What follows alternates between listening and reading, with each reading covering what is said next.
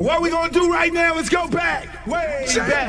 Shake, give me your friend. Hey, hey, come on, shake, come on, shake, give me your friend. Hey, because they do the round. Fat girls like do the round. Woo. Fat girls, let me see you grind. Woo. Fat girls just doing their own thing right there with the fat thing. Fat girls just shaking them thighs. Fat girls don't make count rock. Excuse me. Baby. What's up? I thought you was gonna start hanging out with the big girls again. What is all this trash? Bitch like that girl, hit the ground, hit it up, and you hear that sound. Fat girl just looking so sweet. Fat girl don't make it deep. Fat girl just shake it, don't breathe. Big girl, let me see you do a thing. Let go, let me see you touch the ground. Shake it out, take it out, back down. Top beers in the house, burn it out. Work it, work it, work it, work it, big girl, big girl, big girl, big girl, big girl, big girl, big girl, big girl, big girl, big girls like you around. Fat girl keep going, don't quit. Fat girl just move the damn hip. Fat girl keep down, don't stop. Fat girl wanna see the pop. Shake it, stop, fat girl, shake it fast. Fat girl nigga wanna see that. Fat girl bounce like a pro. Fat girl don't know what you know. Fat girl shake till you rip through what? On the wet wet's hard part two. Looks in the house, y'all know the game. Fat girl don't have no shame. Shake that back, bounce to the beat. Fat girl shake it, jiggle like me. St. Louis, back to the top. Like I like to do the rap. Work it, work it, work it, big girl, big girl, big girl, big girl, big girl, big girl, big girl, big girl, big girl, big girl, big girls like do the dance. Hey, hey, more hey. Let me hear you say, hey, more hey. Big girls like do the dance. Shake, work, shake, work, shake, work, shake, work, shake, shake, work, shake, shake, work, shake, work, shake, work, shake. To the ground, to the ground, to the ground, to the ground. I'm sick of this. Now I want to show y'all a real show with the big girls. Oh, fat girl, brought three. Can't hang with 100% beat. Fat girl know the happen, no quit. Fat girl run like you own it. Put your hands on your hips and grip it. That new, I'm loose like it off the net. Fat girl bring crew to top the ground. If not, I'ma pull the panties down. Fat girl bounce hot, stop tripping. If you do get chicken and hot bitch with a lot right, come to the night speed. I really shit get the day in the world cheese. But fat girl show the boy a shot. Let me see if the fat or not. Don't put fat girl, y'all like the ground. Let you out, let me see y'all do the rap.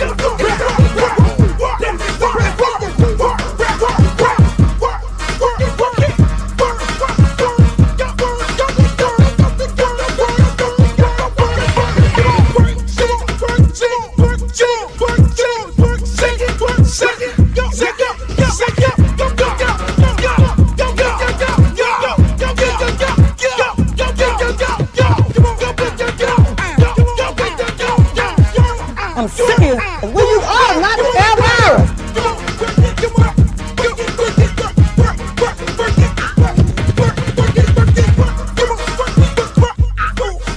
Oh, not the Britney Spears. Hey, how you doing?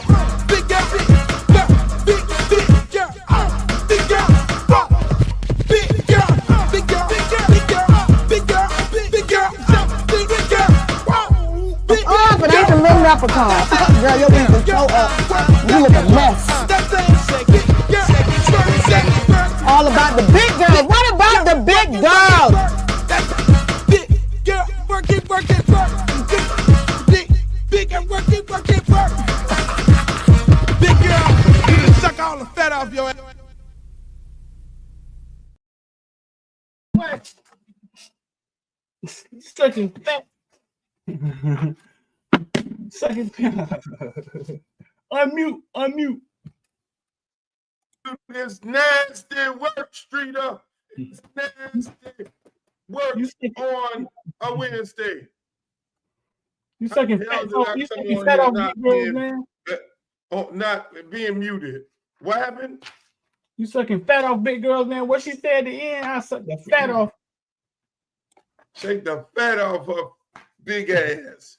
You gotta love the big girls. You got shouts out to my girl Wanda. I'll be playing that video because our girl Wanda, the comedian in there, Wanda is from Miami. She was on the radio with Frank Ski in Atlanta. She moved to Atlanta, and she recently passed away. Oh, really? Yeah. So I would show love to Wanda. Wanda probably if there's a queen of comedy that's from Miami, it's Wanda.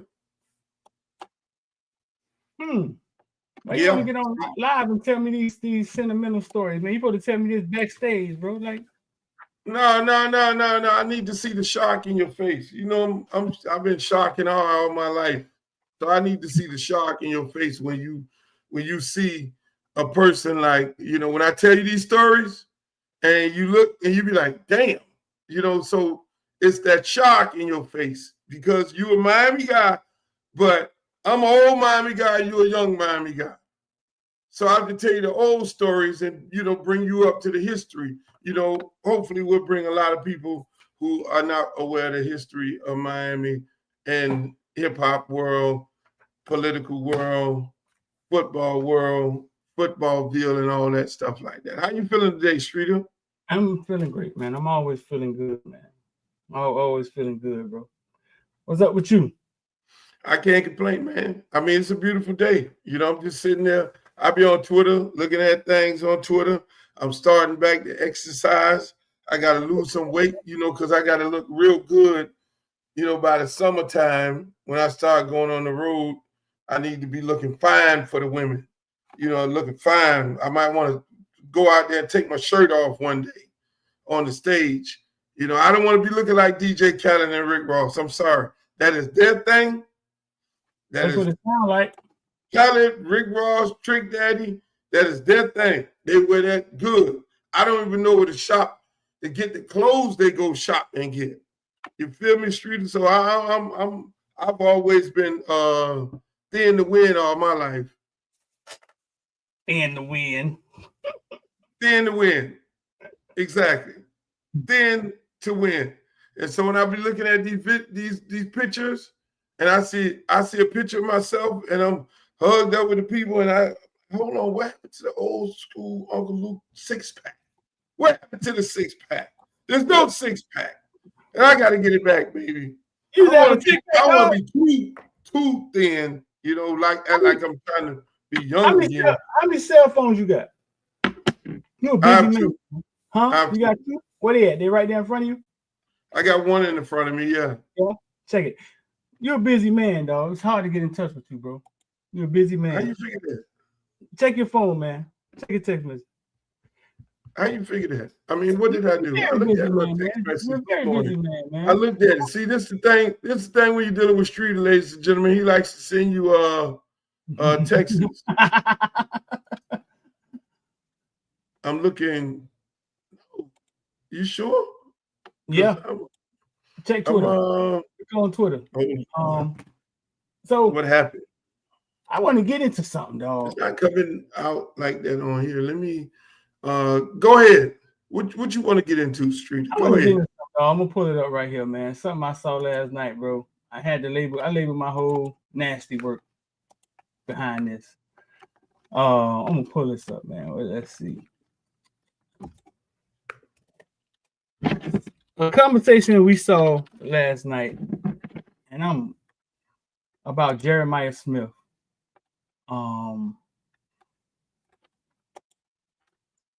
Let's see. I'm gonna pull this up in here. You checking Twitter? You can see Twitter? I can. Okay, so we're gonna talk about this. So check this out. This was on shout out to 305 Sports. This was on 305 Sports. Somebody asked this guy, I think he's a former NFL player. I can't name his name right now. See Jeremiah Smith responding. Is Jeremiah Smith a generational talent? Is Jeremiah Smith a generational talent? No. Why not? I think he's a very good football player. And when you hear the conversation, you hear the comment, you hear once in a generation. Mm-hmm. Like you hear once. I've seen this before. This is Andre Johnson. This is Andre. If you want to put him in the Julio Jones category, I don't believe so. Is he a better college receiver than Julio Jones? Absolutely, because Julio wasn't a developed receiver. What you talking about, specimen, catch the ball at 2 yards, put his head on the goalpost. I've seen Jeremiah Smith get caught from behind. I haven't seen Julio get caught from behind. And when I talk about generational talent, you have to have said, I've never seen this before on this athlete. Forget the accolades, forget the stats. We're talking about pure ability and skill set. Does he run a 4.2?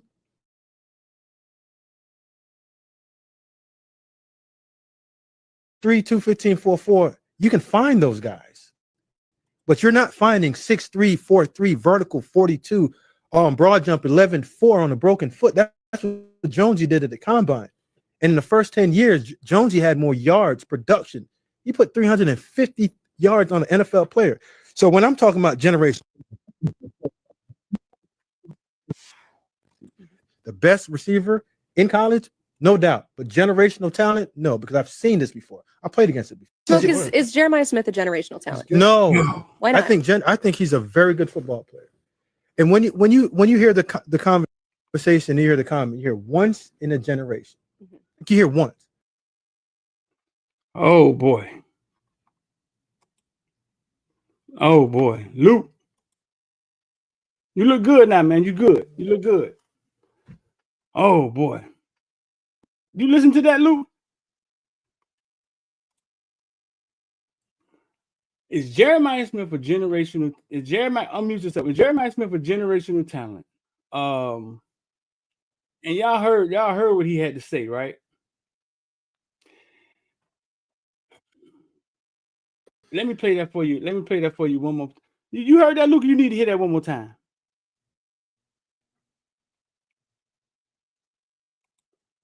We can't. I can't hear you on my end. I heard that. Can you hear me now? Yeah. You heard that?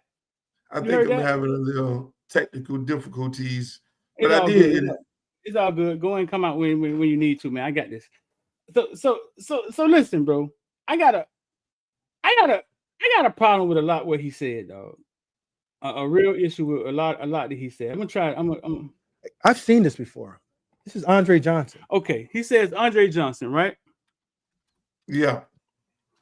I've seen this before. It's Andre Johnson. Then he started talking about Julio Jones. Jeremiah Smith is better than Julio Jones. and I'm gonna break it down. I'm gonna explain to you why, and then some of y'all can't see it. Now, some people can, but some people won't be able to see it. You know what I'm saying? He talks about, is he Julio Jones? And he says, I'm not even going to say Jeremiah Smith is Julio Jones. Right? Right. Jeremiah Smith went for, I'm going to pull this up here. I think 15 touchdowns. Thinking 15 touchdowns, 1,200 yards, 70-something catches or something like that. Mm-hmm. Julio Jones never did that in his college career. You know that? You knew that? No, I didn't know that. Julio So Jones why never would did that in his college career. Why would this guy go out here and say these things? One, I mean, I think what he's saying is he's seen the size before. I think he's saying he's seen the size. He's not super fast, but the point that he's missing is that he's only seen.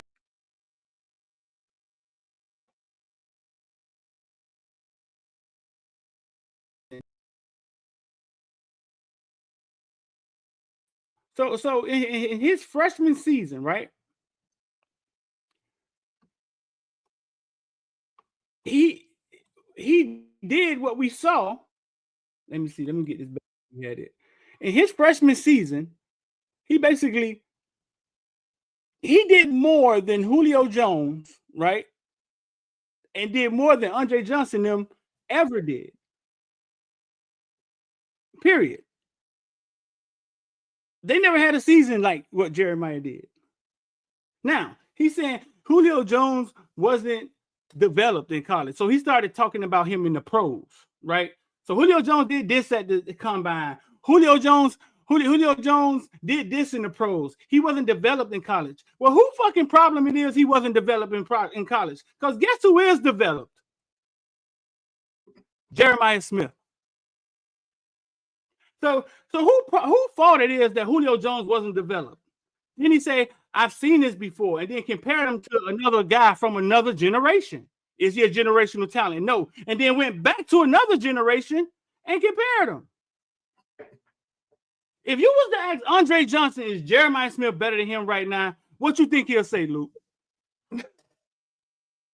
I'm pretty sure he'll say, yeah, Yeah. he is better than me. I'm pretty sure he'll say that. I mean, the thing is, Streeter, you got to understand is this.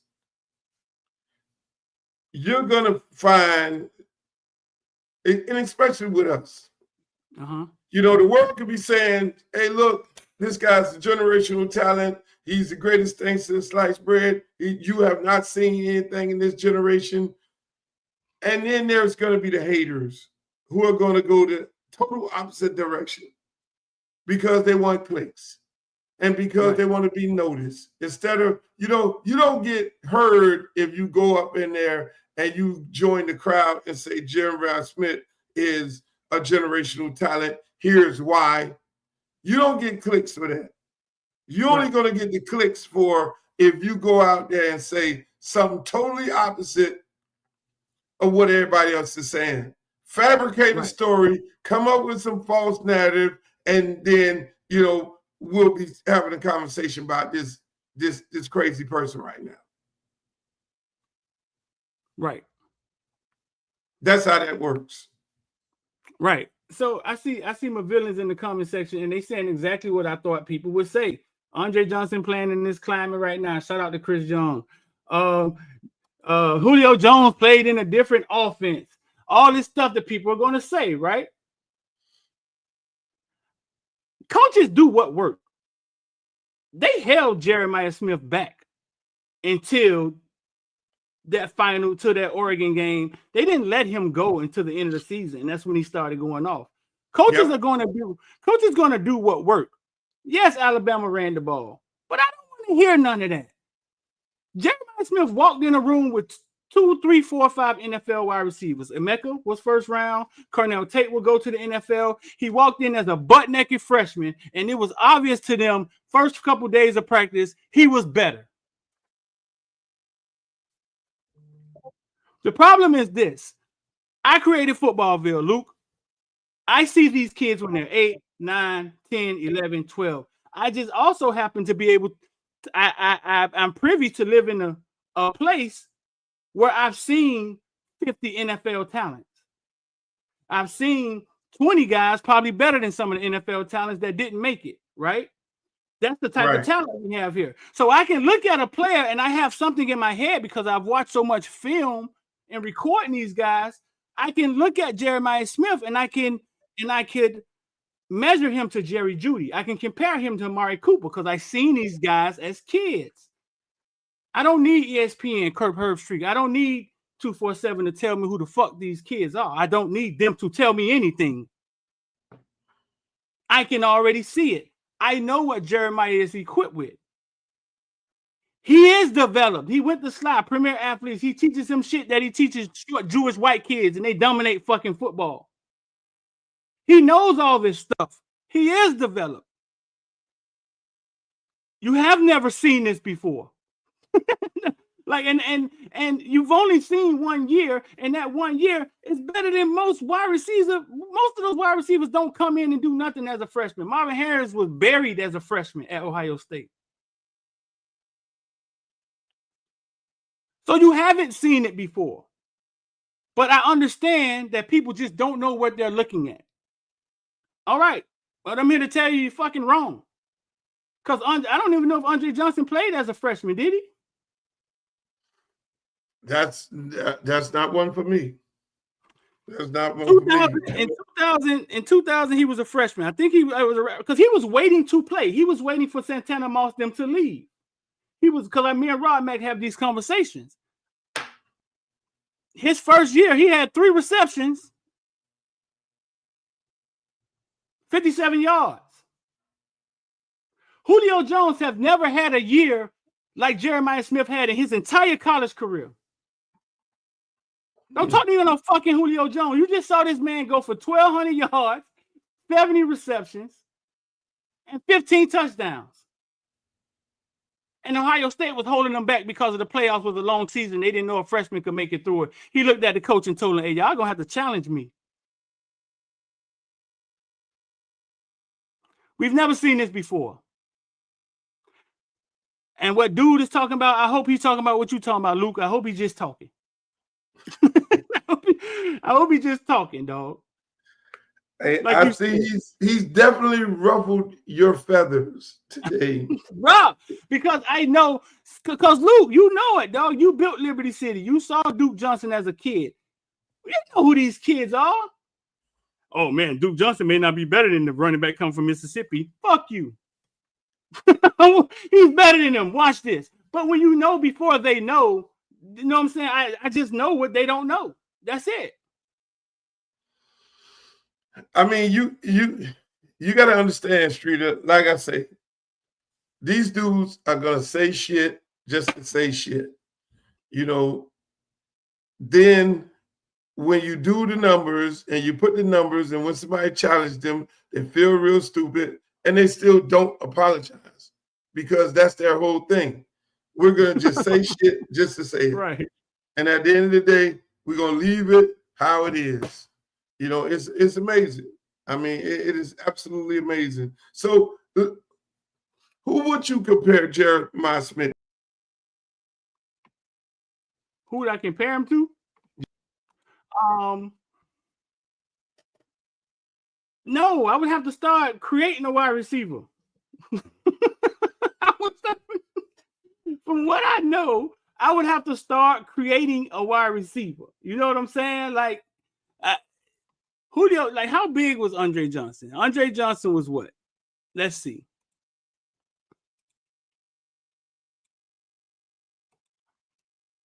Like Andre Johnson, Julio Jones, like how big was Julio Jones? He would have to be part of Julio Jones, some of Larry Fitzgerald, right? Like he got some. I would have to start creating a receiver. Like he has the discipline of a Mecca. Like what I know about him, like he dog. All he does is play football. All he does is wants to get better. He's the first person to workouts. He's the last person to workouts. He don't miss a workout. He don't drink. He don't smoke. I would have to create Voltron or some shit for all the old people in here. You know what I'm saying? To say what Jeremiah Smith is. It's just the fact that he hasn't done it yet. Like y'all don't see it yet. It's just been his freshman year, and he walked in Ohio State, the wide receiver recruiting, the school that recruits the best wide receivers in the nation. He walked right in there and was like, I'm starting. I don't know if we're comparing him to, you know what I'm saying? I don't know who we're comparing him to. He got a little Jamar Chase in him. He's bigger than Jamar Chase. He like we would have to put something, man. He may go down as the greatest wide receiver we ever seen play, Luke, barring injury. That's that. Hey, let me say this. And then at the same time, when you look at Ohio State games and you know, I paid attention more in the playoffs like everybody else did because I was too busy watching my Hurricanes play. Right. You saw him come out of the game. They didn't run him up and down the field and leave him on the field like they ran the University of Miami receivers down and never rotated them in. He actually came out the game. And so during those periods when he did come out the game and they passed the ball to other receivers, just imagine if he would have been in a situation like the University of Miami where they ran him down like that. Hey, before we keep going, I want to apologize to people. I know my signal is a little blurry, but you're going to be able to hear what we got to say because what we got to say is very important. That's the main thing. We're still working out the glitches with this podcast. And that's it's the growing pain. So what we're talking about is more important than looking at our face because you know half of y'all dudes ain't women anyway. You know, we Man, just want women to. I would just you want make women to see me. So if I'm in blur and you hear what I got to say, then that's cool. We'll just make us smaller. Can we go in the corner like that? Can we go down the corner somewhere? Just make us smaller. And first of all, nobody don't give a fuck about you being blurry. I mean, well, I mean the women want to see me. Listen, Streeter, the women are on here. We have a large women audience. This ain't just dudes. This ain't no sausage club here. This ain't no sausage club. We got women up in here. Women come in the chat. Let this man know that there are women in the chat. This is not a sausage club. See, you subscribe to the villains and all them people and them sausage clubs and all them Twitter spaces and all that. I don't, unfortunately. The women love Luke. When the hell you start apologizing? Motherfucker, I saw you was the reason I saw a motherfucker in a yellow move something dress, and I was 7 years old. Your motherfucking ass was the reason I was in the bathroom with the goddamn magazines, and now you want to apologize about simple shit about blurry. The fuck you start apologizing? I'm blurry. I'm in the blur. This is not, you know me, I do everything first class. I'm blurry on Twitter. And fuck them anyway. If I'm blurry on Twitter, fuck Elon Musk anyway. I said it. Because you know, and before we really get deep into this, you know, if I do a space on Twitter, it only lasted for like 15 minutes and then it goes straight white. What is that? That's Elon Musk cutting me off, correct? That's him cutting me off. Yeah. Say it again. Well, you know, fuck him too. They cutting you off? No, y'all voted for him. You probably one of the ones who voted for him. You think Elon messing with you, dog? Yeah, I think so. I think, hey, look, I never had this issue before, so I'm okay. You know, hey, look, he might as well, you know, I asked him to come on, do the podcast, and he hasn't returned my message yet. Hey, we got a lot of stuff to cover here today, man. You got politics. Nah, man, he just pissed me off, man. The last thing is somebody just said Michael Crabtree had a hell of a freshman season. And then we can get off this. Yeah, I just did a video on that, but Michael Crabtree went fucking crazy as a freshman. I think he had like 134 receptions and 1,900 yards, 22 touchdowns as a freshman. Michael Crabtree.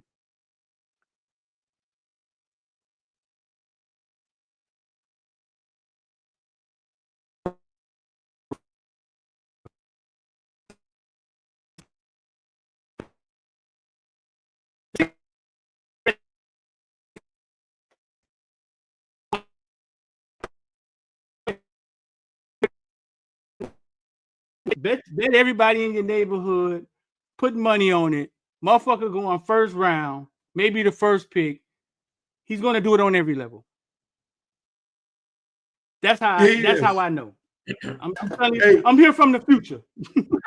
Who is this? Hey, who is this guy anyway? I mean, what did you find this dude at?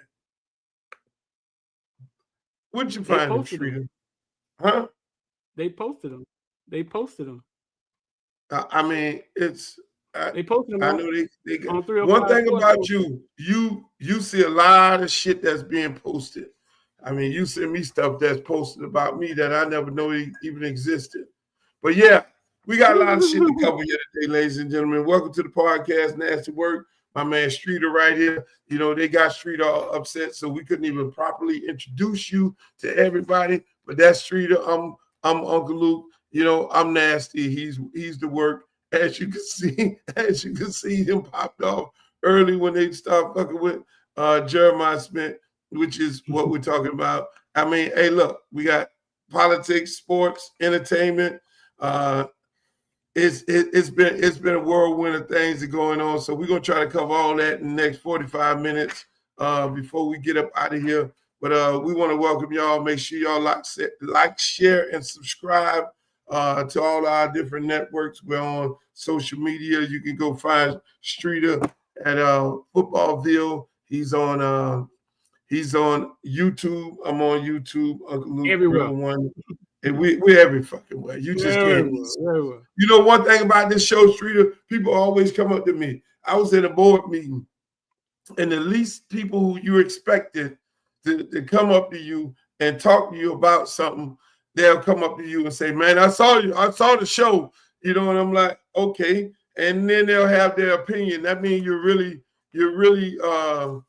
resonating with the people, and that's what you get on here. We say shit that the regular people on ESPN or any place else don't say because we don't follow the norm.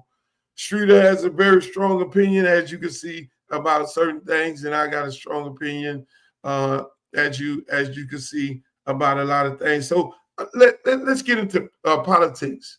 I mean, you got a large Venezuelan community in Miami that felt like they got fucked by Trump and felt like they got fucked by the local political Republican leaders, majority of them Cuban Americans, and they went over there to the Venezuelans and say, "Hey, look, Trump is not going to deport your documented people," and obviously that has changed. I mean, what's your opinion on that?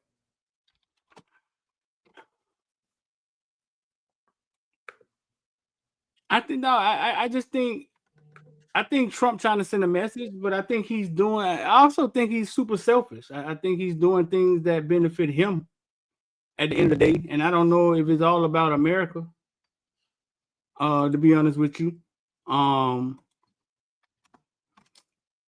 You say he screwed the Venezuelan people? Yeah. I mean, so what the Venezuelan people said, they had a protest the other day, and the young lady got up there. I wish I had the clip, but for some reason, everything on my computers are going crazy today. I mean, everything. I mean, it's crazy. So I couldn't download the clip to show you. But basically, they said, you know, the Cuban Republican Party came over to them, had a conversation with them, and said, "Look, if you support Trump, he will not deport people who have been here. He wouldn't deport the people who have a visa, who are legal citizens, Venezuelan Americans." And they feel like they've been tricked. They feel like they've been told a lie. And they thought it was just only going to be the illegals who don't have citizenship.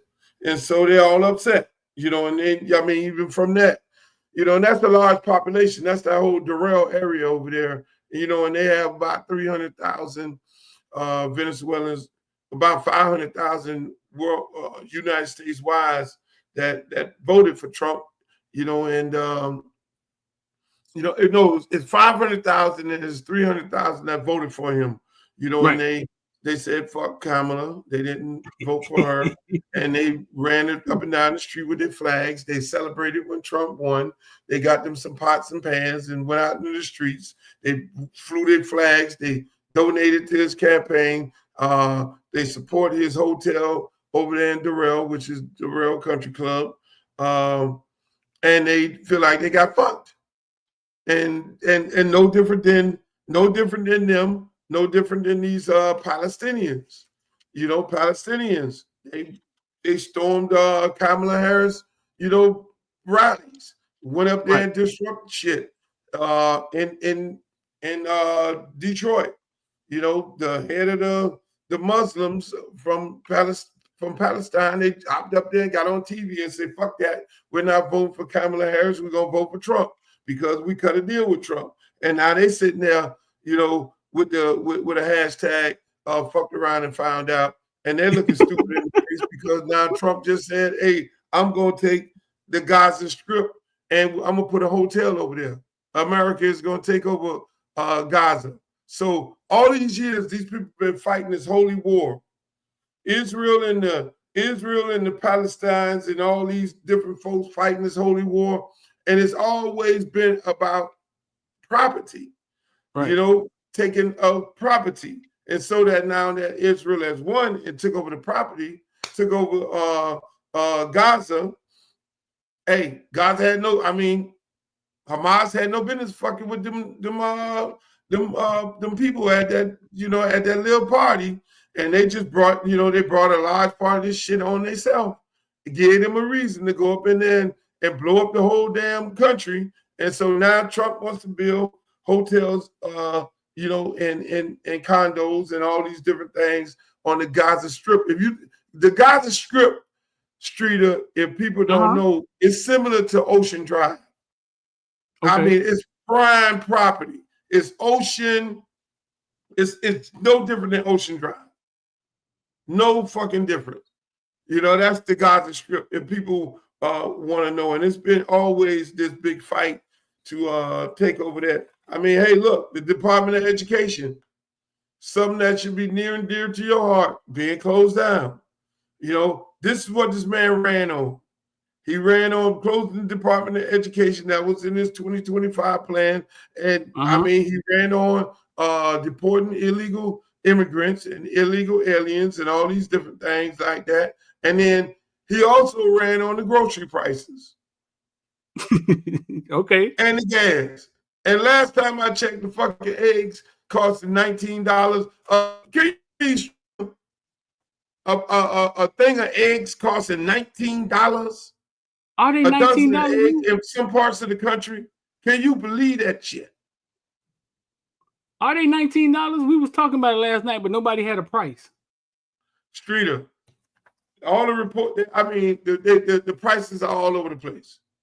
In LA, it's $19 because what happened in California, because of all those fires, they burnt up some chicken farms and shit, and so they got a shortage on the eggs. I mean, the eggs. No, but even outside of the eggs, all the prices are the same. This man is doing so much, but then again, me, little Luke, was running around telling y'all to vote for Kamala and all the reasons why you should vote for Kamala. And most people, all the brothers in the barbershop, fuck that shit. Trump gonna give us the money. Fuck that shit. We gonna get money with Trump. Meanwhile, the ladies, no, fuck that. I'm going with Trump. Trump put money in your pocket. Trump gonna do this here. And now everybody done fucked around and found it. They all look funny. It's not funny. It's really not funny, but they all listen. This man had stopped the imports from China. China cannot import anything. You cannot bring anything from China here. So you know what that means, Streeter? Are you ready for this one? Do you know what that means? All that weave that they ordered for all the girls' head. It won't be the weave. It won't be coming in. It won't be coming in. You will not be getting that weave from China. And I hope you better go natural. It's going to be a whole bunch of natural-looking women around here. Back to the horses. We got to go back to the horses. The horses? The horses? No more. Hey, look, no more weed. No more weed. Yeah, you better go back to the horses. I mean, that's it in a nutshell when it comes to politics, man. And then you go, I mean, hey, look, have you ever seen a diss track win that many Grammys? Kendrick Lamar diss track. Have you ever seen that in your lifetime? No, and that's what Drake mad about. Drake like somebody helping him. Well, Drake, somebody's been helping you since day one. Now shoes on the other foot. Hey, listen. Just don't understand this dude. He done bodied so many rappers. The man bodied Meek Mills. He tried to do, some people try to say he did a low-key diss on me, but I didn't take it as a diss because I carefully looked at it when he talking about, tell Uncle Luke I'm out in Miami too. I'm like, okay, is this a diss? I was looking around. I was looking around like, is this a diss? Because if it is, then I'm gonna have to go back to old Luke. You cannot be running around Miami talking shit about me if you're not from here. Because I'm not like all these other groupie dudes who be running around here showcasing all these out-of-town dudes. I'm not that guy. So I like, okay, was that a diss? So he bodied Meek Mills. I mean, like just bodied Meek Mills tore up some other rappers. I mean, this dude just went fucking off. And You all ever of a talk to sudden, him he about gets body. What was that? You ever talk to him about saying something about you, about what he meant? You ever talk to him about it? No. I've seen him in the club in Tootsie's and hey, what's up, buddy? And he said, hey, what's up, buddy? And Everything we okay? just keep it moving. You know what I'm saying? I mean, that's about the size of it because for me, it's not going to be. I don't have no conversations with them dudes when they come to that. I just leave it. I just leave it like it is. You know what I'm saying? Because at the end of the day, if I thought it was a diss, I was. If I thought it was a diss, then I probably would have stepped the buddy. It'd have been very hard for him to be moving around here because I'm like the movie Carlito's Way. I had a life before that was a tough guy life, and it takes God and three others to prevent me from going back to that life. I always look at my son Streeter and say I have to be here for him when a lot of weird things be said, and when a lot of stuff be going on. So I always come back, and he reminds me that not him per se, but I look at him and like, I know what he's gonna say, Daddy. What the hell you do that for? You know what I'm saying? So I got to be here for him. So he saves a lot of people from getting their ass whooped. He saves a lot of people from getting that. I'll just leave it like that. I got you, dog. Yeah. So, all right. So Drake bodies everybody, and now he gets bodied by Kendrick Lamar. You're gonna say what? And he wants to sue everybody. He wants to sue. Basically, he wants to sue. So Kendrick Lamar, he's been suing so to put an injunction on the record, which is fucking unheard of. I mean, just think about it, all the diss records that you've ever heard. Fucking Snoop Dogg diss me, and me and JT Money diss Snoop Dogg. I mean, right. Most diss records have talked about people and said so many things that you could only fucking imagine. And so for a buddy to then now want to start suing because he don't want the record to be played over at the Super Bowl, it ain't gonna happen. Ain't no judge finna put no injunction on no record to stop this man from going out there singing the song. He's gonna go out there singing his song, his diss track. You jumped out there fucking with him. The man jumped out there and he bodied you. And basically that's it. But at the end of the day, Streeter, he's not losing any funds. He's just losing credibility in the hood. And I mean, Drake right now is in Australia. The man is sold out concerts in Australia. So ain't nobody thinking about that. It's just him. He's personally hurt that he got bodied. Well, the thing is, I would tell Mr. Drakey Drake, go back in the studio and keep trying and keep trying. That's what we tell the kids. Keep trying. If you got beat, come back tomorrow. There's always gonna be a tomorrow. Why would that bother him so much? I got beat, and some days I got my head swole up, but then I came back the next day, and the next day after that, I swole the other person's head up. You just don't lay down. But a lot of people say that's the white side of him coming out. Yeah, he's on top of hip hop. Why would that bother him so much? These guys have major egos, man. These dudes have major egos, major egos. Let me ask you this here. On another note, how you feel about Kanye West parading his girlfriend on the red carpet naked? His wife. Would you ever do that with your girlfriend? Would you ever ask her that? That's his wife. I think his wife. Yeah. I think he's mixing business, right, with personal life, right? It's crazy. It's eerily, it's weird that she looks like Kim Kardashian, right? That's kind of weird. No. Yeah, I think sometimes she dresses her up. I think sometimes he dresses her up. She looks just like Kim Kardashian, to be honest with you. Man, Kim Kardashian got ass. But one thing I can't say, Kanye do not have an ugly eye. He knows how to pick them. That other girl with the bald head right now, that was arguably one of the most prettiest women I ever seen. He said an ugly eye. He don't have, people have ugly dudes. When you see dudes with ugly women and they think they think they look beautiful. I got some homeboys that got an ugly eye. They think they're like, what are you talking about? She's beautiful. And you sitting up there like, huh? No, she ain't. Whatever floats your boat. Some guys think the big girls are fine.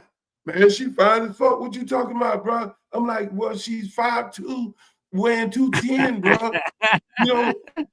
And her wig is turned around like this. I mean, what are we talking about? Hey, so whatever floats your boat.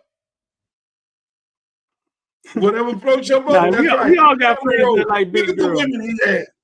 Streeter, look at the women this man had. Amber Rose, Kim Kardashian, the head monster, Kim Kardashian, fine as all outdoors. And then now this woman right here. But I think this woman, he went to a whole nother level with her because she's more exotic than all of them. This motherfucker really walked down the red carpet naked. Yeah, she had on a jacket. Then he told her to take it off. She took it off, and was boongy naked up under there. And she was naked. Yeah. He let everybody see his wife's assets. That is the man. What he said the next day was my wife is the most Googled person on. My wife is the most Googled woman on Google right now. So I think, okay, so here's my thought process. And Luke, you can follow this and let me know if you think it's right? Kanye West, they're trying to shut him out of things, right? He's pissed a lot of people off. And they're trying, they blackball, right? Blackball. They're trying to shut him out of things. The machine is kind of against him. The way he uses his leverage, right? The way he uses his leverage, is he pops in and pops out. Right? Pops in and pops out of social media. If he could make her, his wife, a thing, right? If he could make her a thing, if he could make her Kim Kardashian, if he could make her a place where everybody comes see the next thing, they come see.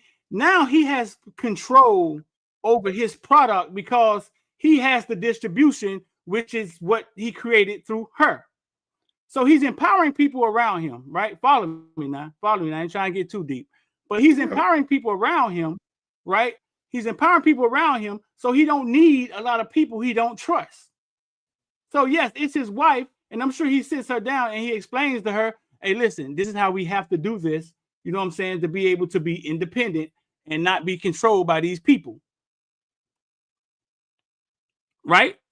Yep. So even though his wife, she's helping him because now she is the most Googled person that day. He can drop a product in the middle of it, yada, yada, yada, and he controls his destiny. Is it worth it? We'll see. I mean, but I think that's what the angle he's taking. A lot of people don't mix business and personal stuff like that, Luke. But I think he's been forced, and I think this is what he's trying to do: empower the people around him to get what he's trying to get across. Well, you have a point there because you got a point there because the thing is like this. Think about the women he's been with. Amber Rose. Amber Rose right now today is still relevant. Right. He's carefully associated himself with good women. That's smart. Women that's smart. So it's almost like us. It's what you like to be with. What's the type of women that you like to be with? Smart, intelligent, or you like to just want a pretty girl to sit in the car and look pretty. This dude, right. Go ahead. This dude is smart with it.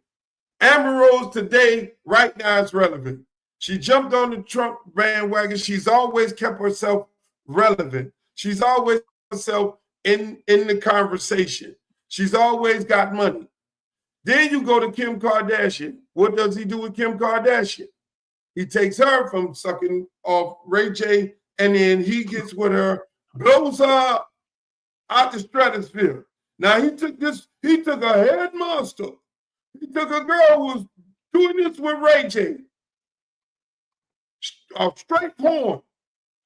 Got with her, blew her up. Obviously, there was something that attracted to him mentally to her, that she was an entrepreneur. Kim Kardashian. Look at Kim Kardashian right now. Biggest the World Trade Center. Yeah. I mean, you can't, she's out of control. They do a show.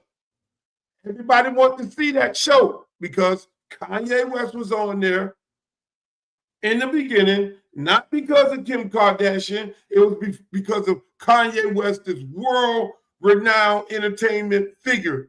He blew her up. When they thought they were too big for him, when they could stand on their own, just like a lot of these freaks, then they move on.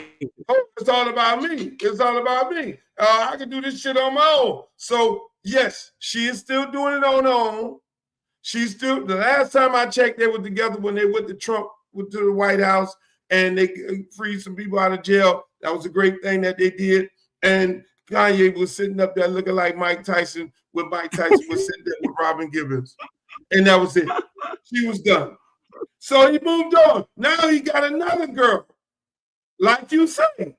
And he said, the most Googled girl in the world. This girl ain't said E motherfucking thing yet. You don't know what's going on in her mind. But she's popular as hell. When he leaves and move on and go find another one, everybody gonna want to know what the hell going on in her mind. She gonna get paid millions and millions of dollars right now. If he do a reality show with him and his wife right now, do you know how popular that'll be? Do you know everybody tuned in to look at what the hell they getting ready to do next? Very. I mean, the dude is special. But let me ask you another thing. How you feel about Beyonce winning the country Grammy? I mean, everybody all upset. All the country people are all upset. Yeah. I got a question for you for that, right? Like all the country people saying that, hey man, she ain't country.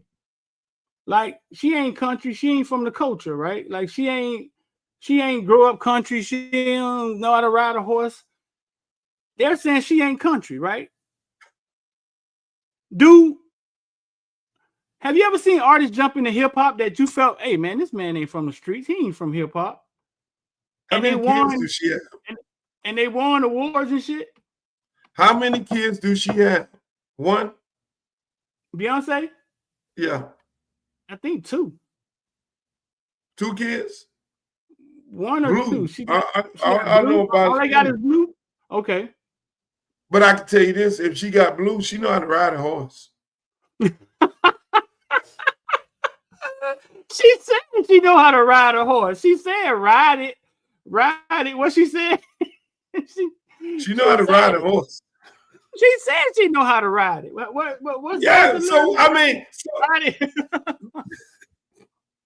I love Beyonce. That's my girl. I love Jay-Z. That's my dude. I love them. But let me just say this. For in Nashville, country western, unlike any music, from the music expert, country western folks, they don't normally they for years kept so many other people out. Right. If you are not just straight country, they have a problem. They had a low-key problem with Taylor Swift. Mm-hmm. I mean, they had problems with, that's a Nashville thing, and they have been unapologetic racist about you coming in the country and you claiming country. They have been on that from day one, on that. They're like real protective of their music, which I could totally respect. Unlike hip hop, where all different types of people come in, the hip hop, you ain't necessarily hip hop. I mean, shit. You at one point you thought hip hop was broken glass everywhere, people pissing on the stage and all that from the hood. You had to be able to speak about hip hop was just straight the hood. It was the hood blues, right. Until all these educated dudes started getting into hip hop who wasn't really street like that talking about stories about the street. So they've always looked at all these other genres of music and being infiltrated by people who did not really live their life and really lived a lot, you know, speaking about things that they were not from. So they've been overprotective of that. And I can understand why they're upset, because they feel like, hey, you a pop star. They don't like it that you black, coming over here, and all of a sudden you want to claim country. Now, they did not really embrace Darius Rucker from Hootie and the Blowfish. He was one of the first blacks to try to ease over into the country. It didn't really go that well. I mean, but it kind of he has a career in it, but he didn't blow up like Darius Rucker of Hootie and the Blowfish. He was blown up. I mean, Hootie and the Blowfish was world renowned. When he slid over into country, they did not like, okay, come on, I'm gonna open up the doors for you where you can come up here and do this country, and we're gonna embrace you through our country network. They ain't do that. And see, the reason the country people have a problem is because they're going the untraditional way. You know, country is country western radio, country magazines, country everything. So these pop stars have used their pop personality to sing country and say country album, and not necessarily need traditional country fans to purchase the product. And now they're getting awards, and they're feeling some kind of way. They're really feeling some kind of way. So I can understand these folks of saying, hey, look, when the people do the award and they say, hey, look, based on all the members and the 13,000 members of the Grammys, they voted for this individual to be what? The country western people who are upset saying those 13,000 Grammy writers is not a reflection of them. Right. And so I would not be surprised that these categories start changing, but us in hip hop has always said that. Now they're feeling the brunt of this shit. We've always said, look, let hip hop people judge us. Let them vote for us. Half of these people doing this voting don't know a damn thing about who the best rapper, who the best female rapper. They just voting based on popularity. You know, they voting when somebody say, hey, look, who you like? They'll ask their kid, and their kid will tell them, and then the wrong person will win every time. You feel me? And so that's the argument that these people have, which is a valid argument, but at the same time, that's the Grammys. I mean, they have their platform, they have their how they come up with the winners, and so be it. Your ass mad, then your ass mad. You know, shit, Shabuzi. Shabuzi is arguably the number one, black. Everybody in the bar getting tipsy. Right. That's arguably the best. To me, that should have been the best country western song. You know, to me, if I stopped voting a long time ago. I probably need to go back to voting. But I would have voted for Shabuzi in that situation, because that is a hardcore country western song, even though it's a black guy, until he got on there and started performing at the Detroit Lions game. I didn't know he was black. No, I thought it was a white dude singing it.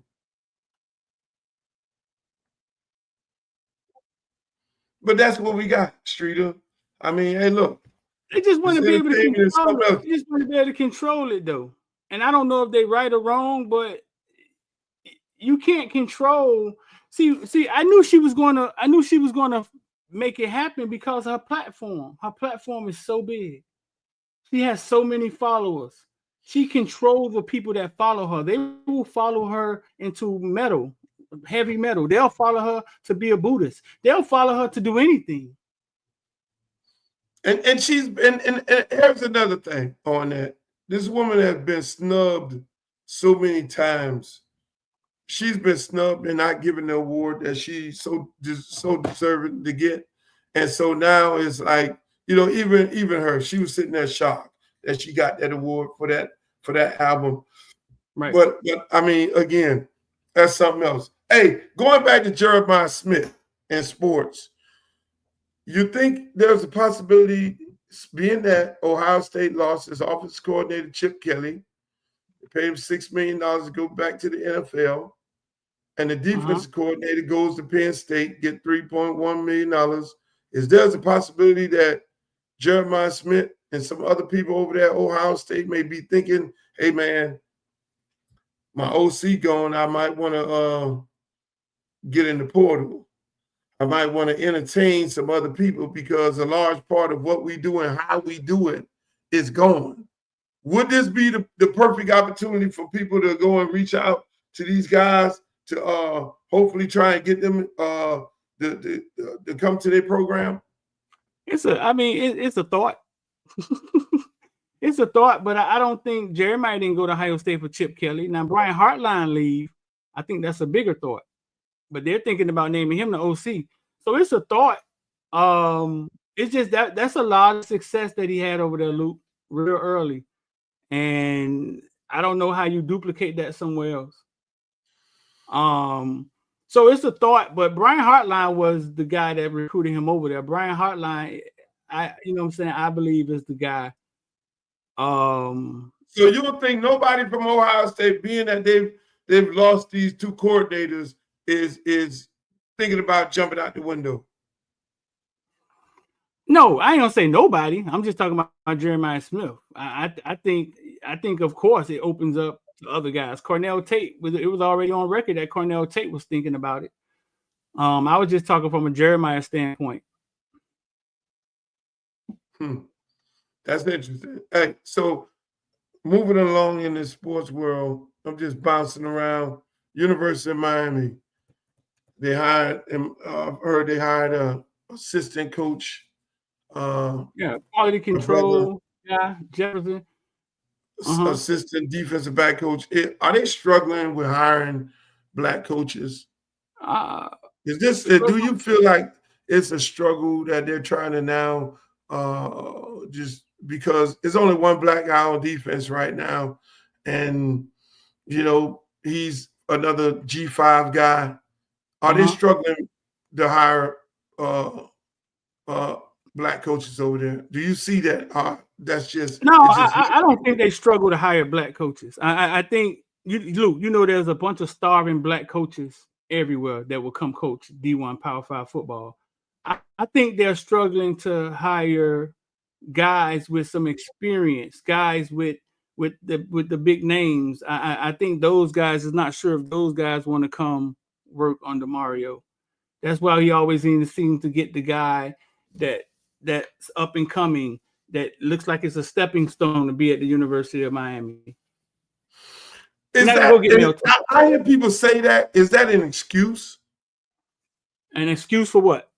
Is that an excuse to say that people don't want to come? I hear this all the time. People don't want to come work for Mario because of the hours that he works, and they don't want to go through the grind of working the hours and the demands that he put on coaches. And so therefore, the top of the line coaches don't want to come coach for him. I think that's like an excuse. So then he has to then go get these other coaches from the G5, right? And they'll come. No, I'm not necessarily saying those reasons, Luke. It's a lot of things. It's a lot of things. It's I just said to work with Mario. It's a lot of things. He's Cuban. He's emotional. He'll cuss you out. Like he's a coach that doesn't do either side of the ball. You know what I'm saying? People have questioned his coaching acumen. And a lot of guys probably wouldn't want to come coach under that. So it's a lot of it. It's more things. Like, what do you think it is? Let me tell you. Let me just kill that whole narrative of tough coaching. Nick Saban berates you on the sideline. Cuss you out. Still could win national championships. Bobby Petrino probably cussed more coaches out than the law allows. Bobby Petrino will cuss you from amazing grace to a floating opportunity on the football field right in the front of you, totally disrespect you. I can name a list of coaches that go off on coaches that go off on players. I mean, hell, it's tons of them. I go down the list of guys who go off on coaches in the heat of the battle and in the meeting room. They said Willie Taggart thought he was Nino Brown. That he would talk to people like he's some gangster ass dude from Tampa. Like, yeah, I'm really on that, on that. And dudes sit there and look at it. Motherfucker, you are not on that, bro. Because you the ball. Oh, if it weren't for me, I'll hide your ass. I took you off the block. I mean, I can tell you some hard stories. So when people use that false narrative that, oh, he's so difficult, that's just a head coach. Most of the head coaches are on that. So you can throw that, they can throw that in the garbage. The question becomes that I have is, do you want to be the smartest person in the room? And I've never seen where a big time Power 5 upper echelon coach these days have won without top of the line coaching.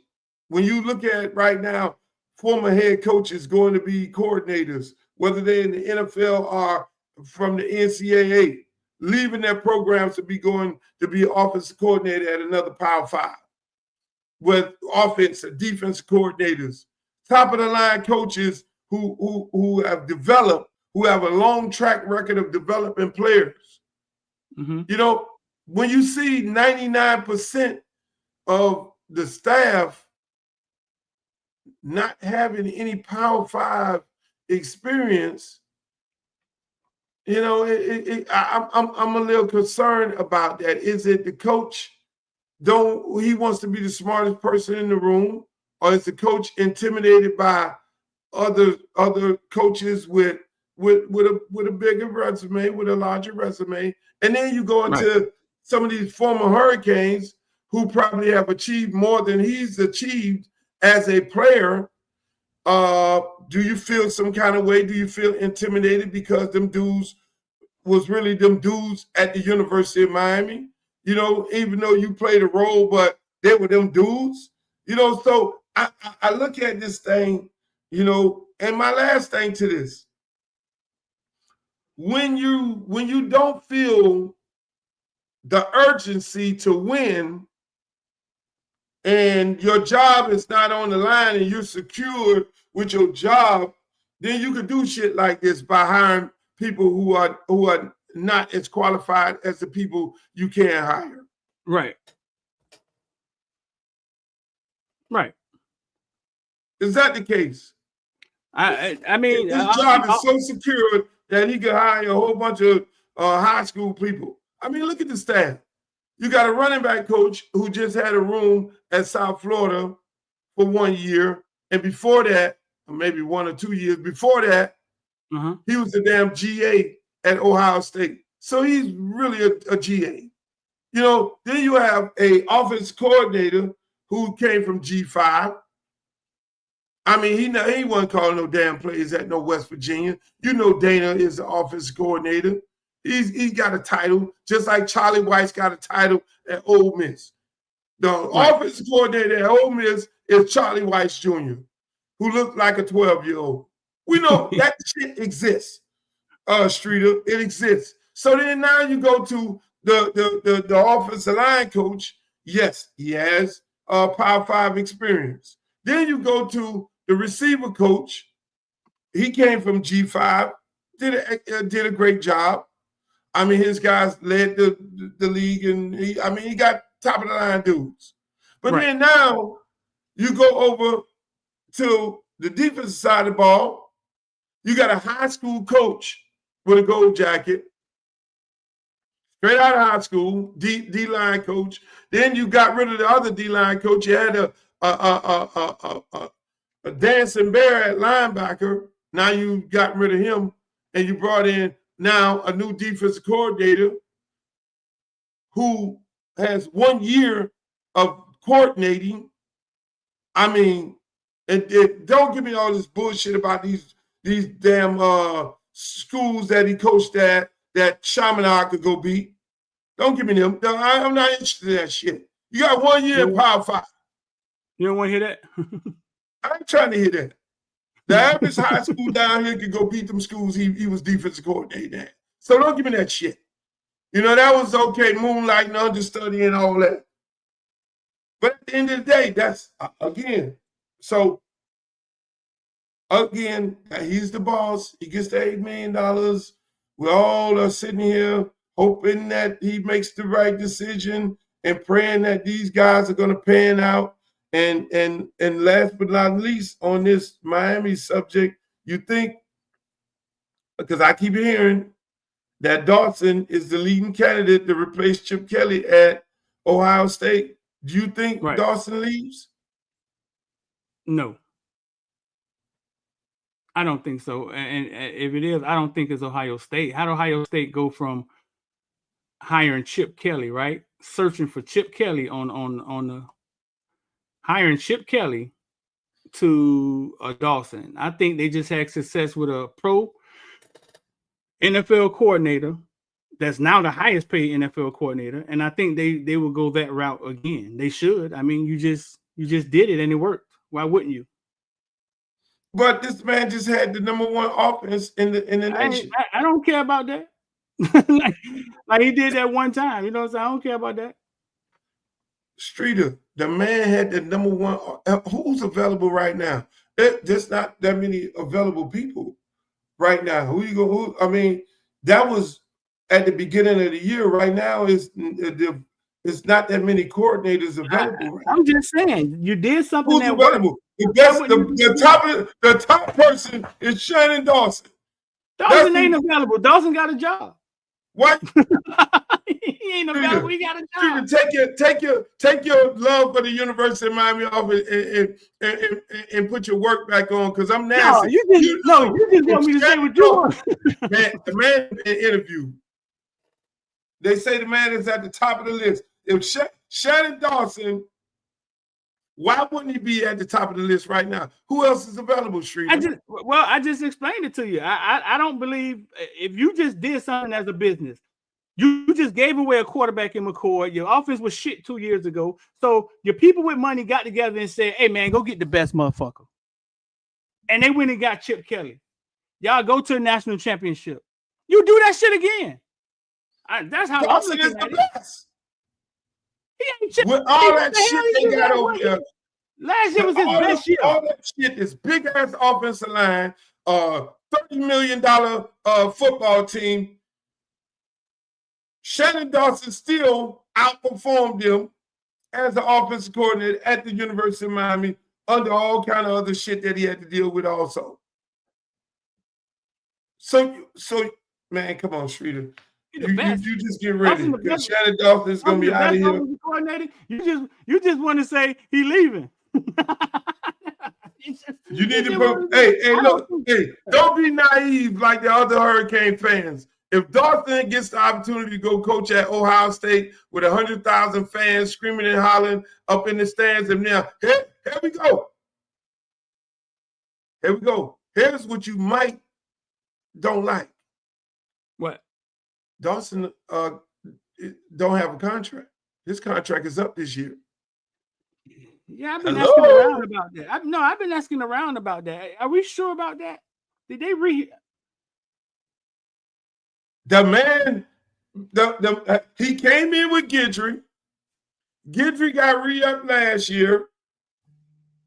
Then again, he should have gotten re-upped last year, but he didn't get re-upped last year, from my understanding.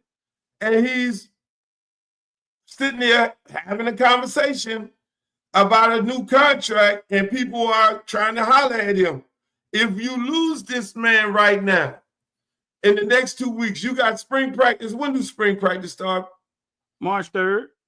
March 3rd. Less than 1 month, you got to go find a damn offense coordinator, install the offense in 3 weeks. That's not good. That's not good. Well, I mean, Ohio State's sitting there with no offensive coordinator right now. Shit, it's the same thing. Listen, man. Sure, you don't understand. Let me ask you this here. You just saw Chip Kelly get $6 million at Ohio State. Ohio State is going to surround you with the best talent in the world. Right. Ohio State ain't going to tell you what to do and how to do it. You're going to run your shit. The fastest track to getting your own team and going to the NFL, you just witnessed a motherfucker that got $6 million and your offense was better than his offense. Your offense was better than his offense. The difference is he was at Ohio State and you're at Miami. Would you go over there for the go on the same track? Where the villains at when you need them? I mean, you just looking for somebody to agree with you, motherfucker. I ain't agreeing with you this time. Now, you ain't agree with, but you don't want you don't want this shit to happen. You don't want it to happen. But you just stay tuned. You stay tuned, because if Dawson is offered that job, Dawson gonna be out the back door.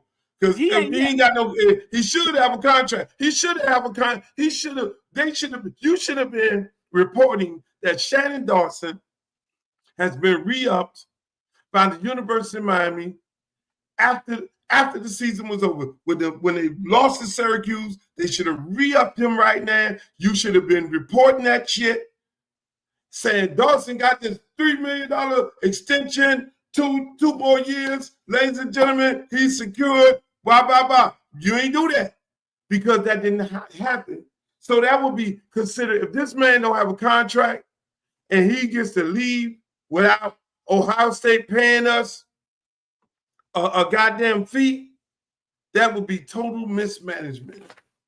Because normally you have to pay a buyout. I believe if Ohio State offered him the job, I believe he would go. I just don't think that. I don't think he's the guy they're looking for. You don't want to believe it. The man is a top 10 in the street. Huh? Okay. Well, you just keep on thinking that he ain't gonna go, but and here's another dude that ain't going nowhere. Jimmy Butler. Has he fucked himself up to the point where ain't nobody want him? Yeah, it might be over for him. Well, those owners, one second. Somebody look in the comment section. He say they too argumentative. We both wrong. They too argumentative. Ain't that's all they do on ESPN is argue? Right? We're too argumentative. No, not right there. No, right here. This guy right here. He say they too argumentative. We both wrong. All they do on ESPN is argue, right? Like everything is set up to be an argument. That's what fucking TV is right now. But yeah, How we become? Listen, man. Hey, listen, man. This the one I want to entertain right here. Where? Ohio State don't want Dawson. I don't think so, bro. No. Hey, look, man. Hey, we moved on to Jimmy. Don't worry. I think Jimmy Butler not episode. I mean, some of the people, if they want to just come on the comments and hate, leave them alone. I mean, we got some great people that's in the comments that's talking some good stuff. These haters, they gonna hate. We gonna argue. We gonna disagree. We're gonna disagree. And I think it's argumentative. Damn right, we're gonna disagree. So I think Jimmy done jacked himself up. Now, tell me this: will the owners get on the phone and call each other and be like, "Hey, Jimmy done"? Would that ever happen? Like, would they band together to just keep him out like they did T.O.? Like they did T.O. and Colin Kaepernick and AB and so many others. I mean, in the NBA, you've seen it a couple of times. A lot of people thought that Kamala Anthony got blackballed. Craig Hodges got blackballed. You know, when Craig Hodges spoke out against Michael Jordan, when he said, "Hey, look, you know, Craig Hodges would come with his dashiki on." I had an opportunity of interviewing him when I was, and I have it here where, you know, because I asked him, I didn't see you in the documentary. I was waiting for that part of Craig Hodges because he had a confrontation with Michael Jordan, and and his beef with Jordan was, "Hey, look, boss, you know, you selling all these sneakers, but why you don't have them manufacture these sneakers and give some black kids some jobs in the black community? Soon as he said that, he got kicked off the Bulls and he got blackballed from the entire league. So there are cases that the NBA has blackballed players from playing in the NBA. Now, would this be a situation a Jimmy Butler may fall down that path? I mean, you see the backlash of what Jimmy did to what you see right now. Like when you had, I mean, we played this clip the other day, and I want to share this clip. I want to share this clip of Kevin Garnett saying what he said, and then we're gonna segue right on into. I've been a master my whole entire life since I've been. Not him. You want to make a statement? Come out and get 50. If I was Jimmy Butler, I'd have came out, I'd have had 50. Yeah, bro, this is how non-guarantees are going to come into our league right here for shit like this. We fucking fought our ass off through 5 and 6 goddamn lockouts to get to a point where there's where we protect the integrity of the talent. And then that talent has a responsibility to be professional, come in here and do your fucking job. We came in, we did our fucking jobs, you got paid, and you went home. You go home, as soon as you get opportunity to change that, you change it. Both sides could have actually squashed all of this. But this is a message. This is a message not only to the league, but this is a message between upstairs and the power up players. Bro, keep your brand what it is. Yeah. Because you done worked your ass off to get that, and you done worked your ass off to get to where the point you at. You want to make a statement? Come out and get 50. If I was Jimmy Butler, I'd have came out, I'd have had 50. And been screaming at the top of the lungs, all these Heat fans. Yeah, I ain't signing here next year. Came out, got another 50. And be, now, Lord, listen, when you productive, hold on, Pat, hold on, Pat. Nah, fuck that. Nah, get another 50. No matter that relationship. And just keep winning. And just keep pushing it. Bro, you want some leverage? Man, go out there and fucking show your ass. There and create it. I'm just saying, go out here and ball out. You want some real fucking leverage? Yeah, ball the fuck out. But look what just happened with the Luka and AD trade. Right. So he says that. Then you have now this shit is moving fast. Luka AD trade. They don't have no conversation with neither one of them. Before ownership and general managers had relationships, before this Jimmy Butler shit and so many other NBA players on their own shit, doing their own thing, not available, the ratings are going down. They got their own doctors, they got their own shrinks, they doing their own fucking program. You see what happened with the AD trade? This is gonna be the new NBA. Well, we ain't talking to you motherfuckers. We're gonna go and do what we want to do as an organization. Right. Them people went and traded AD and Luka without talking to the agents, without talking to them, without talking to the so-called team leader. You know, normally it's okay, the team leader is Michael Jordan. We gotta have a conversation with Mike. How you feel about this shit, Mike? How you feel about this shit, LeBron? How you feel about this shit, Kyrie? They didn't do none of that. Because of the Jimmy Butler and all these divas in the NBA and what this man just said that they fought for, they've lost it. They've lost it. So to answer your question, are these owners talking to each other? No, the GMs are talking to each other right now. And the GMs are only person the GMs are talking to is their owners. So the owners have told the GMs, hey, look, go talk to another GM. Fuck that with these players because they are divas. They're not available. Our league is losing revenue. We're losing viewership. Nobody wants to look at this shit. Man, make trades however you see fit. And that's what you got. And people in their feelings right now. Yeah. Yeah. They're trying to take their power back. They gave them the power because what these guys fought for was because they had no power. They didn't want to be like the NFL. The NFL player is virtually a slave. They have no power. They can't tell nobody what to do. They don't have a no trade clause. None of that. Most of them. Only person that gets respected is the quarterback. He's pretty much one of the only people on the field that has a guaranteed contract. Everybody else can be moved at any given time in the NFL. Them dudes ain't want to be NFL. They ain't want to feel like they were that because they don't run around with a helmet on. They have their own personality. That's why when you look at the NBA, them dudes got their own shoes. They got their socks down. They got short pants. They got long pants. That's not the case in the NFL.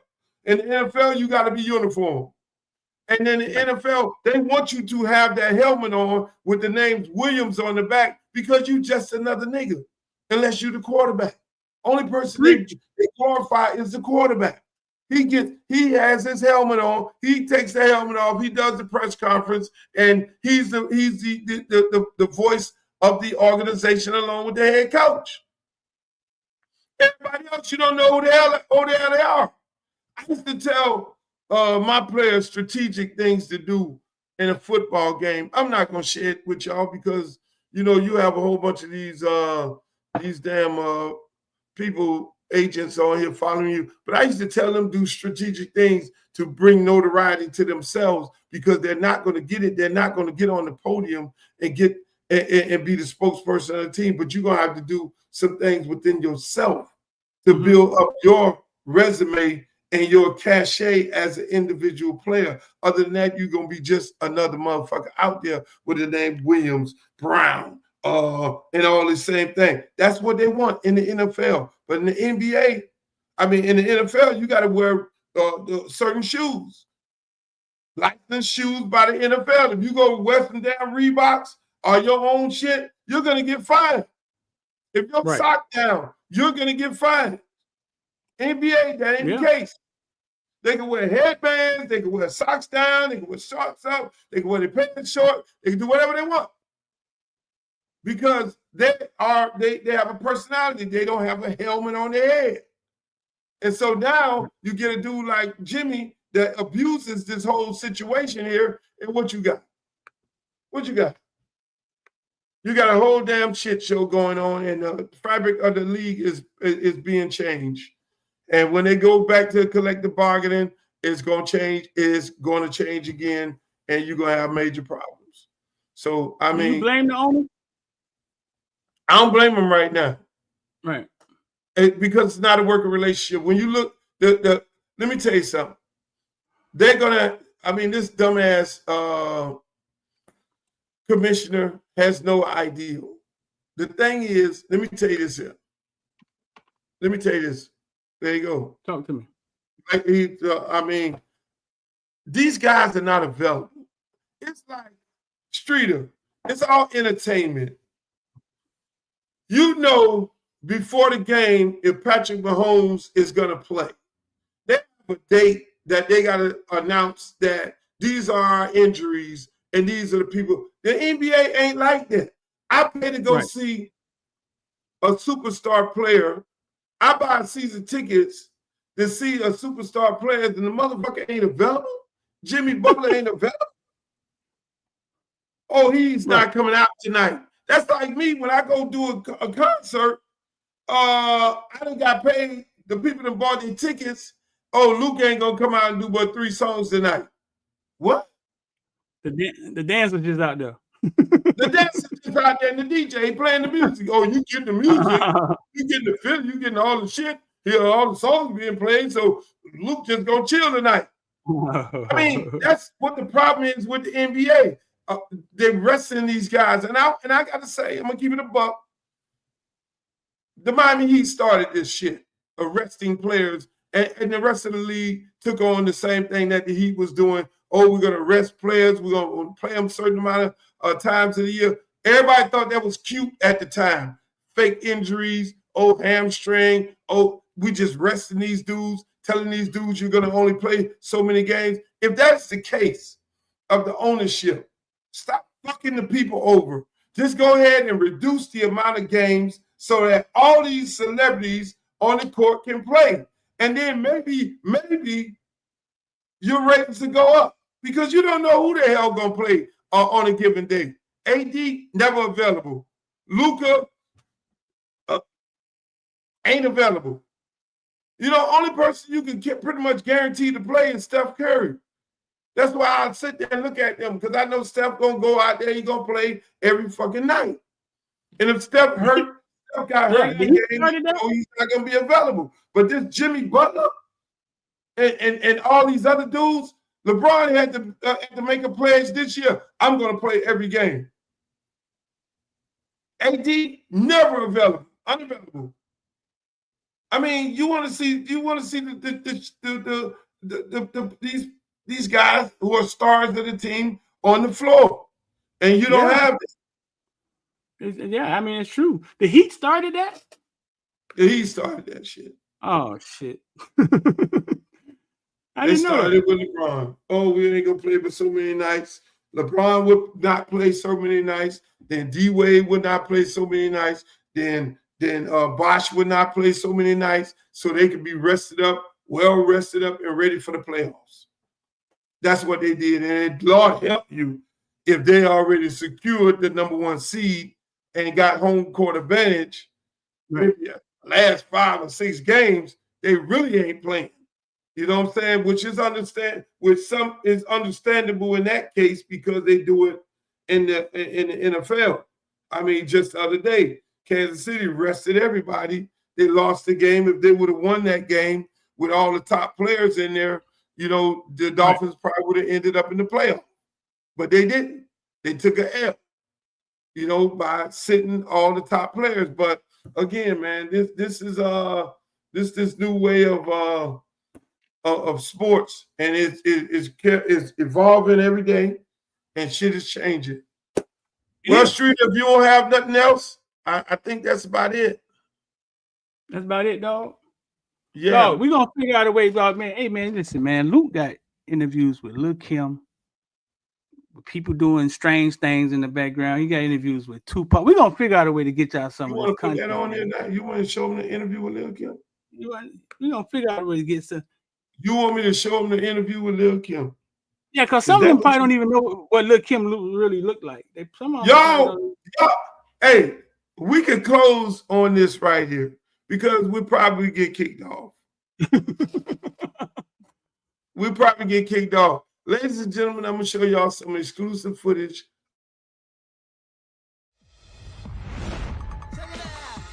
Once again, right here live, straight from New York. Freak of the week. Yeah, are you a freak? Freak of the week, baby. Tell me, are you a freak?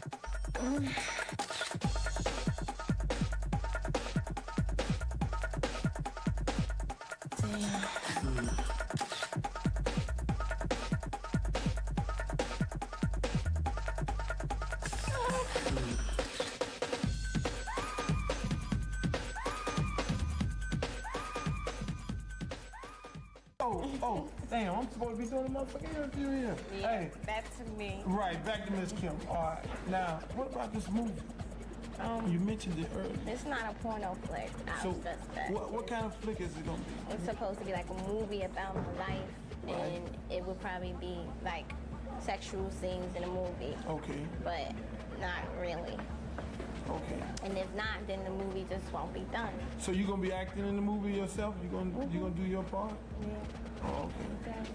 Whole life story of Lil Kim, from where you started to where you are now. Yep. You To where can I'm trying tell to us go. a little something about some of the interesting things, the point you trying to, some of the points that you're trying to make in the movie. Well, a lot of people see me as a different person. You know, Right. I'm a very good person, and I got a good heart, and I'm a sweet person. But if you fuck with me, I'm not gonna fuck with you. Right. You know what I'm saying? In the sense of just, you know. But if you pass your bounds, I mean, I'm gonna do what I gotta do. Right. Regardless. But you know, and I don't sweat a lot of shit no more. Right. Now I'm just all about Kim. You know, I'm gonna do what I gotta do. And I'm gonna take it to wherever I'm gonna go, and wherever I get to, that's where I'm landing. I'm trying to be real. Rolling.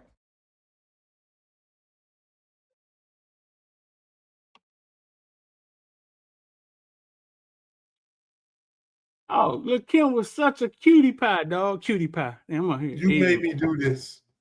I've been trying to not do this and just only show these clips to my subscribers. You made me do this. Now we're gonna get kicked off of YouTube. No, we good. We Facebook. good, man. We good. We edited that. All We these edited old it right, people man. on We did that Facebook right. gonna have a damn heart attack. Twitter, they let you do whatever you want to do over there. That's a new porn site over there called Twitter. But until Friday, ladies and gentlemen, Facebook too. tell them Facebook. where they can find you at on social media. Oh man, everywhere. TikTok, Facebook, Footballville Nation, man. Y'all go check us out, man. Follow us. We're gonna get this thing pumping, and I'll make sure next show y'all can see Luke. Hey man, hey yo, you can always follow me, like, share, and subscribe on YouTube, Uncle Luke TV. I'm on Uncle Luke Real One, Twitter, Uncle Luke Real One, Instagram, Uncle Luke Real One on TikTok, where I like to hang out at. They kicked me off of there. I'm still on suspension over there. I think I'm on suspension on Twitter. I can't do no spaces. But you can find me at all those beautiful places. Until Friday, we'll be back. Hey, y'all have a beautiful rest of the week. For all the hate, I'ma answer it with love. Y'all can't hate enough on me. I love too much. Get your life right. Stop worrying about mine. I'm cool. I'm together. Still a black man. Still 100% black. All out till you ball out or till you fall out. I ain't going nowhere. Come right here. Yeah. On crypto. Yeah, get the crypto on crypto. Here we go. We gotta learn to pick each other up instead of pulling each other down. That's what we great at as black people. We great at tearing each other down. You could be up one minute and they'll try to pull you down the next. But I'm a strong black man. I'm cut from a different cloth. Can't tear me down. I'm one of God's child, one of his children. And I'm taking the load.